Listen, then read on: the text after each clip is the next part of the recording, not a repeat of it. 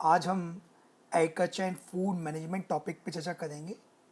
ये topic prelims और mains दोनों के पॉइंटों से बहुत महत्वपूर्ण है और सभी जो एग्ज़ाम है, चाहे वो स्टेट सर्विस के हों चाहे वो यूपीएससी का हो, वहाँ पे ये टॉपिक बहुत रिलेवेंट है। स्पेशली जो वर्तमान में एग्रीकल्चर रिफॉर्म्स को लेकर गवर्नमेंट जो 3 नए बिल लेके आई और उसको लेके जो प्रोटेस्ट हुए किसानों की तरफ से, उसके बाद ये टॉपिक हर एग्ज़ाम के दृष्टिकोण से बहुत महत्वपूर्ण है। इनफैक्ट इससे डायरेक्ट ऐसे आने का भी टॉपिक है। तो आज हम इस टॉपिक को डिस्कस करेंगे।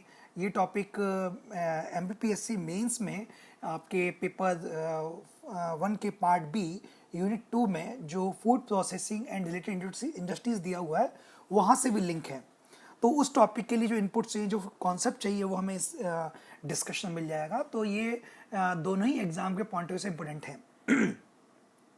Agriculture and food management basically जो टॉपिक है इकोनॉमिक सर्वे वॉल्यूम 2 का, इसमें हम ये देखेंगे कि भारत में वर्तमान में एग्रीकल्चर की स्थिति क्या है, एग्रीकल्चर और उससे जुड़े हुए जो अलाइड इंडस्ट्रीज़ हैं, अलाइड जो उससे जुड़े हुए जो सेक्टर्स हैं, फॉर एग्जांपल फिशरीज हो गया, फूड प्रोसेसिंग हो गया, उसमें हमारी स्थिति क्या है।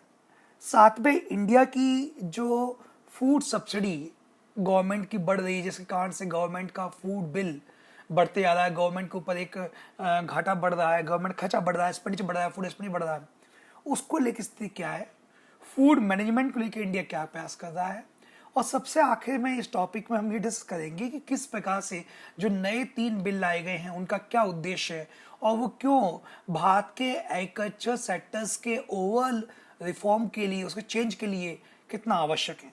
तो ये सारी चीज़ें हम agriculture and food management topic में डिस्कस करेंगे। बाद में मैं इससे जुड़े हुए कुछ क्वेश्चंस जो मेंस के हैं वो दूंगा, और साथ में इससे जो एक्सपेक्टेड प्रीलिम्स के क्वेश्चन हो सकते हैं वो भी मैं आपको दूंगा, ताकि आप उस पर लिख के प्रैक्टिस करें और उनको सॉल्व करें, और इससे आपके प्रीलिम्स के एग्जाम के लिए काफ़ी कुछ सहूलियत आपको मिल जाएगी। स्टेटमेंट की शुरुआत जो की गई है वो तिरुवल्लुवर के स्टेटमेंट से की गई है। संगम ग्रंथ जो हमने पढ़े हैं, संगम कालीन जो हमने लिटरेचर पढ़े हैं प्राचीन भारत में, एंशिएंट हिस्ट्री में, बेसिकली ये तिरुवल्लुवर वहीं के साहित्य से जुड़ा हुआ है, उन्हीं का स्टेटमेंट है, जन संत हैं ये। और इन्होंने कहा है कि कृषक जो है बिना स्वार्थ के काम करता है और लोगों का जो जीवन यापन है, उनके जो भरण है उसको करता है। ठीक है, इस तरह जुड़ा हुआ है। तो ये तिरुवल्लुवर का स्टेटमेंट बहुत इंपॉर्टेंट है। ये आप स्टेटमेंट ऐसे में इस्तेमाल कर सकते हैं जहाँ भी ऐसे में आएगा। फिर इन्होंने एक शुरुआत में एक शॉर्ट समरी दी है, उस शॉर्ट समरी बताया है कि किस तरह से एग्रीकल्चर भारत की इकोनॉमी में जो हमारी टोटल जो वर्कफोर्स काम करती है, यदि 100 लोग काम करते हैं तो 15.6 लोग जो हमारे एग्रीकल्चर में काम कर रहे हैं, और ग्रॉस वैल्यू एडिशन टोटल जो ओवर 100% है उसमें एग्रीकल्चर का 70.8 है। ये दो फिगर्स ही अपने आप में एग्रीकल्चर सेक्टर्स की प्रॉब्लम्स को आइडेंटिफाई कर देते हैं, स्पष्ट कर देते हैं। इसमें दिखता है कि एक बड़ी आबादी एक ऐसे काम में लगी है जहां से हमारी इनकम बहुत कम हो रही है, और इस प्रकार से स्पष्ट है कि भारत की खेती अभी भी प्राचीन आदिम एंशिएंट जो एग्रीकल्चर प्रैक्टिसेस है उसी को लेकर चल रही है। अभी भी ये कोई लाभकारी उद्योग नहीं है, कोई बेनिफिशियल इंडस्ट्री नहीं है, अभी भी इसमें काफ़ी कमियां हैं। आज भी भारतीय उद्योग कृषि जो है वो परंपरागत तरीके से की जा रही है, इसमें लोगों के जीवन यापन नहीं हो पा रहे हैं। ये एक उद्योग के रूप में या एक लाभकारी उद्योग के रूप में, उद्यम के रूप में, इंटरप्राइज के रूप में ये एस्टेब्लिश नहीं हो पाया है। तो एक तो ये चीज़ है। दूसरा, इसमें स्पष्ट किया गया कि वर्तमान में जो कोविड-19 आया उससे ओवरऑल इकोनॉमी प्रभावित हुई। हमारे इकोनॉमी के जो बाकी सेक्टर्स थे उन पर भी बुरी तरह प्रभाव पड़ा, गवर्नमेंट की इनकम भी कम हुई, रेवेन्यू कलेक्शन कम हुआ। बट एक ऐसा सेक्टर है जो ब्राइट है इस पूरे मामले में, वो था एग्रीकल्चर, वो था एग्रीकल्चर से जुड़ा हुआ उद्योग। तो इन्होंने इसी बात को कहा। फिर इसमें यह भी स्पष्ट किया गया कि गवर्नमेंट ने कोविड-19 के दौरान 2020 में और 2021 में एग्रीकल्चर सेक्टर्स के रिफॉर्म्स के लिए कई सारे कदम उठाए। स्पेशली आत्मनिर्भर एक पैकेज अनाउंस किया गया उद्योगों के उत्थान के लिए, विकास के लिए, जिसमें कृषि के लिए भी एक अनाउंसमेंट किया गया। सरकार ने वेरियस इंटरवेंशंस लिए इस दौरान, जैसे कैसे क्रेडिट का फ्लो, साख का फ्लो किसानों तक अधिक पैसा पहुंचे ताकि कृषि में इन्वेस्टमेंट बढ़ जाए, इसके लिए सरकार ने प्रयास किए।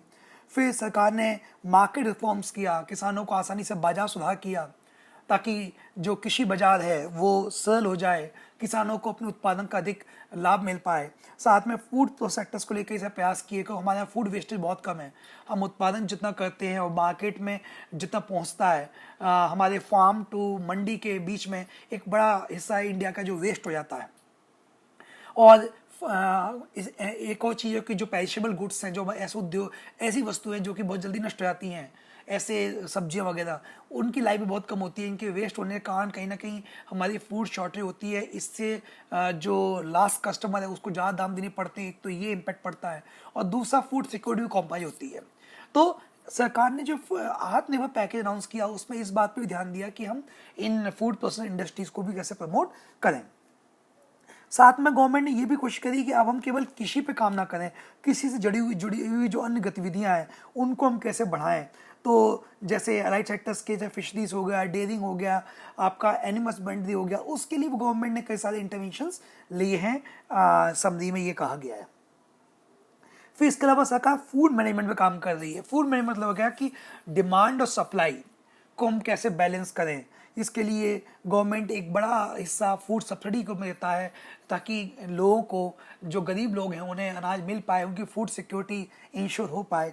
तो इसके लिए सरकार ने काम किया। फिर जो माइग्रेट वर्कर्स थे, जिन्होंने बहुत जो कोविड के दौरान एक इलाके दूसरे इलाके गए, उनके लिए गवर्नमेंट ने कई स्कीम कोशिश करी। इसके अलावा सरकार ने प्रधानमंत्री गरीब कल्याण अन्न योजना अनाउंस करी, उसके तहत अन्न बांटा। तो कुल मिलाकर का आर्टिकल कहता है कि ये इंटरवेंशन गवर्नमेंट ने 2020 में लिए थे हमारे एग्रीकल्चर सेक्टर्स के ओवर रिफॉर्म्स के लिए। अब हम शुरुआत करते हैं इंट्रोडक्शन से। इंट्रोडक्शन बताया गया है कि कोविड-19 किस तरह से पूरी दुनिया को प्रभावित किया। अचानक सरकार को कोविड-19 के बढ़ते हुए फैलाव को रोकने के लिए नेशनल लॉकडाउन आना पड़ा, और जिस समय नेशनल लॉकडाउन लगा उस समय हमारे खेती का सीजन था, रबी फसल कटाई का मौसम था, और इस कारण से बड़ी हद तक किसानों के एक इलाके से दूसरे इलाके जाने से, क्योंकि मजदूर लेबर शिफ्ट कर मूव कर गई, तो एक तो हमारे लेबर शॉर्टेज हुई इस दौरान।